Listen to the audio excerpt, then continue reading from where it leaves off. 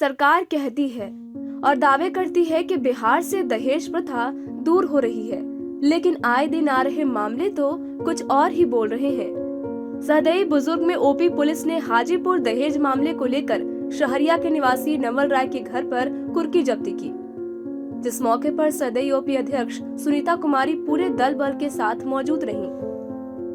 अंचलाधिकारी रमेश कुमार भी मौजूद रहे। वहीं इस संबंध में जानकारी मिली कि समस्तीपुर के डी दशहरा मोहनपुर गांव निवासी प्रमोद राय की पुत्री की शादी सीआरपीएफ में तैनात चंदन कुमार के साथ 26 अप्रैल 2018 को हुई थी।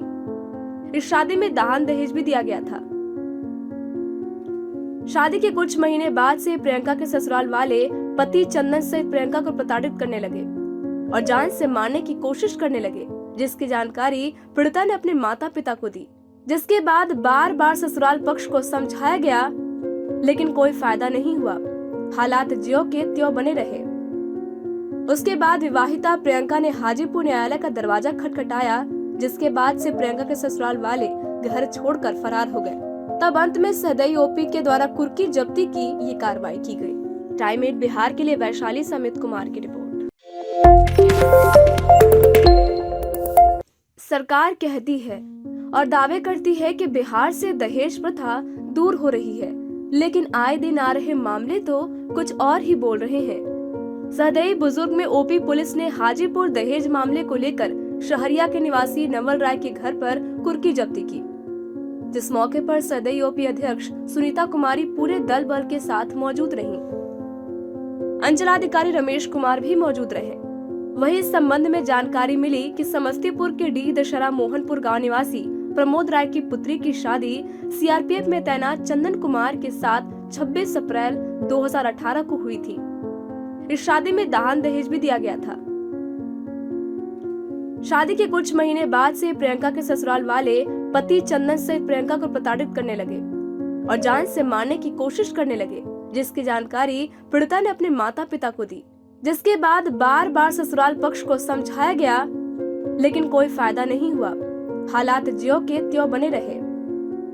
उसके बाद विवाहिता प्रियंका ने हाजीपुर न्यायालय का दरवाजा खटखटाया, जिसके बाद से प्रियंका के ससुराल वाले घर छोड़कर फरार हो गए। तब अंत में सहदेई ओपी के द्वारा कुर्की जब्ती की ये कार्रवाई की गई। टाइम 8 बिहार के लिए वैशाली से अमित कुमार की रिपोर्ट। सरकार कहती है और दावे करती है कि बिहार से दहेज प्रथा दूर हो रही है, लेकिन आए दिन आ रहे मामले तो कुछ और ही बोल रहे हैं। सहदेई बुजुर्ग में ओपी पुलिस ने हाजीपुर दहेज मामले को लेकर शहरिया के निवासी नवल राय के घर पर कुर्की जब्ती की, जिस मौके पर सहदेई ओपी अध्यक्ष सुनीता कुमारी पूरे दल बल के साथ मौजूद रहीं। अंचलाधिकारी रमेश कुमार भी मौजूद रहे।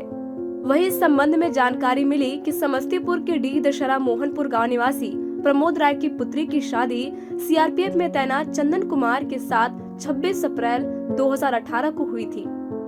इस शादी में दान दहेज भी दिया गया था। शादी के कुछ महीने बाद से प्रियंका के ससुराल वाले पति चंदन से प्रियंका को प्रताड़ित करने लगे और जान से मारने की कोशिश करने लगे, जिसकी जानकारी पीड़िता ने अपने माता पिता को दी। जिसके बाद बार बार ससुराल पक्ष को समझाया गया, लेकिन कोई फायदा नहीं हुआ। हालात ज्यों के त्यों बने रहे। उसके बाद विवाहिता प्रियंका ने हाजीपुर न्यायालय का दरवाजा खटखटाया, जिसके बाद से प्रियंका के ससुराल वाले घर छोड़कर फरार हो गए। तब अंत में सहदेई ओपी के द्वारा कुर्की जब्ती की ये कार्रवाई की गई। टाइम 8 बिहार के लिए वैशाली से अमित कुमार की रिपोर्ट।